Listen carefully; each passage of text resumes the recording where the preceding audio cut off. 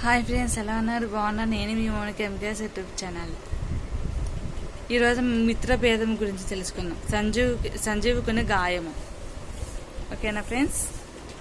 పూర్వము ఒక వర్తకుడు వ్యాపారవర్ధమై తమ సరుకులు వెళ్ళ రెండు బండ్లపై ఎక్కించుకొని కొని వ్యాపారార్థమై ప్రయాణమై సాగినాడు.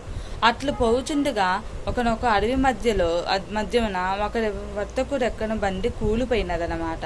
అట్లెందుకు జరిగినదని ఆడ తీయగా అతని బండికి కట్టబడిన 2 ఎడ్లలో ఒకదానికి కాలు బెనికినది. అయితే ఆ కారణముగా నడవలేకపోయినదనమాట. తెలిసినది వెంటనే ఎద్దులను బండి నుండి విప్పి చూడగా ఒక ఎద్దుకు కాలికి పెద్ద గాయమైందనమాట. అడవిలో వైద్యులు దొరకరు కదా. అందువల్ల ఆ వర్తకుడు చెరువు గ్రామంలో వేరొక ఎద్దుకు కొని తెచ్చి తన బండికి కట్టుకొని గాయపడిన ఎద్దును ఈ అడవిని వదిలిపెట్టి వెళ్ళిపోయిను. ఆ ఎద్దు పేరు సంజీవకం అన్నమాట. గాయపడిన ఆ ఎద్దును అడవిలో వదిలిపోతున్న వ్యాపారి ఇప్పుడు ఏం చేస్తున్నారో తెలుసుకున్నాం.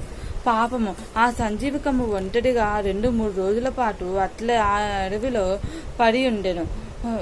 భగవంతుని దయ వలన గాయము కొంత మానుపట్టినది. అప్పుడు మెల్లగా లేచి తిరుగుసాగినది.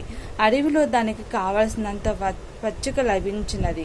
ఎరువులు గిరువులు లేని భూసారపు పంట ఎగుత వలన ఆ మేతతో దానికి మరింత బలము వచ్చినది. అట్లా అడవిలోని దాని మేతలో ఏ ఔషధములు తిండిపడినవో గాని కాలుగాయము పూర్తిగా తగ్గిపోయినది.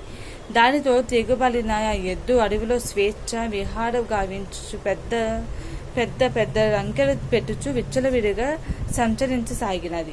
నచ్చితే లైక్ చేయండి, షేర్ చేయండి, సబ్స్క్రైబ్ చేయండి. బాయ్.